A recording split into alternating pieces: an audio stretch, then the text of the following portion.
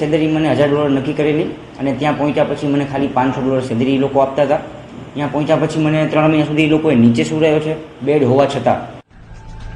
ઉજ્જવળ ભવિષ્યની આશમાં આફ્રિકાના મોઝામ્બિકમાં નોકરી માટે ગયેલા બોટાદના બરવાડાના સરફરાજ ચુડેસરાને ખૂબ જ કડવો અનુભવ થયો. પોરબંદરના એજન્ટ શકીલભાઈ ખલીફાના માધ્યમથી તેઓ ઝાકીરભાઈ મેમણની કંપનીમાં નોકરી માટે ગયા હતા, પણ ત્યાં પહોંચ્યા તો નોકરી નહીં પરંતુ ગુલામી જેવી સ્થિતિ સામે આવી. ગીઝરની સુવિધા કરો તો મને બસ આ જવાબ મળ્યો કે તું વારંવાર બધી ફરિયાદ ન કર, તમારી પર્સનલ સુવિધા માટે હું કંઈ રૂપિયાનો ખર્ચો ન કરું, ખર્ચો બધો તમારે જ કરવાનો. અને મને મારી ફેમિલી પણ અલાઉડ કરેલી, એટલા માટે હું મેરેજ કરી. સુરતીઓમાં ગણેશ ઉત્સવને લઈને અનેરો ઉત્સાહ જોવા મળી રહ્યો છે. ત્યારે આવો જોઈએ સુરતમાં આકર્ષણનું કેન્દ્ર બનેલા 10 પંડાલ અને મૂર્તિઓ.